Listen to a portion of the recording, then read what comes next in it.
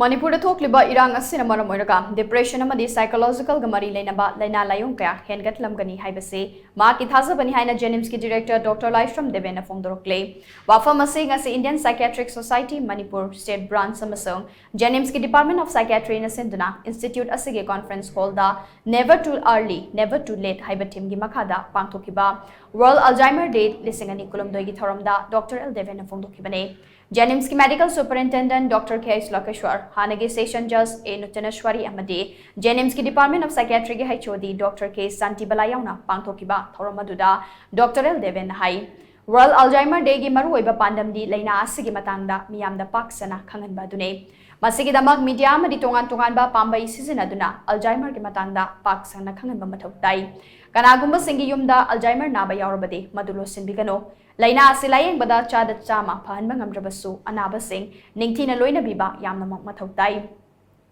laina asi aikoi ahal laman sing dasu narakloi hainingai leite maram aduna ngalingai da yum gi ahal laman sing nungsina loina bagi haina bi thamse thawong asina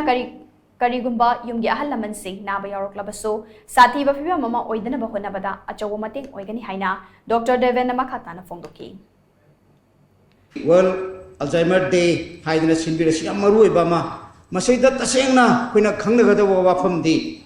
awareness of Alzheimer aduga awareness siga loina na jaga da koina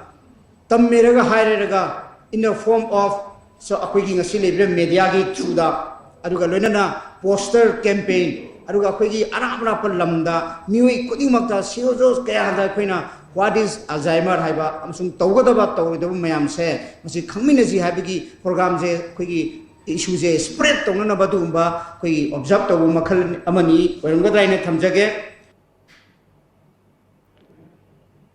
Thauramadu the President oina sarugya ki be JNIMS ki Department of Psychiatry ki HOD Dr K Santibalana hai chai humfu manga gi mathakta leiba miyoi singna Alzheimer naba ki changa se chada mangane Chada humfutara ki mathakna chada kun amadi chada marifu gi mathaktana chada nifu gi changda narakpa yabagi oithopalai adumapu kaugonba khudimak dementia natraga Alzheimer nate habasi miyamna khangjinba mathau tai tawboto bulaina asige risk factor sing khangdoktuna hena fibam sokidana ba ekoina cheksin thorang laukat thoba yai masigi damak afaba chinjak chaba chang naina hakchang sajel tawba amade yariba makai imung manung gi miyoi singa tona tinaraga leibatangai fade Kwaidagi maru aina mental health phana thamnaba akhang hai singa tathok tasin tominagadabani haina Dr Santibalana makata na phongdoki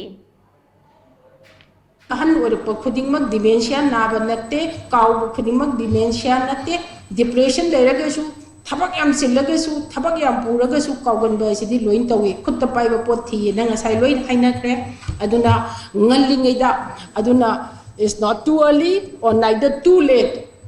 to take care moi care lo ba haibasi understand to bi ba haibasi lana lo bi mi mang pu thoro kan ikai je haiba shi to wi roi devani we should treat them with respect their human rights aduna koi gi Alzheimer's day is a whole month September se palan to haibani like 3 minutes ko dingi kaino Alzheimer's amamam nare en haise prithvi da koi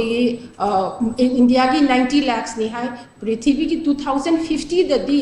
14 crore yo ni hai it's such a big burden to the society not only to the society and the nation but to the families the ni am hena piri basi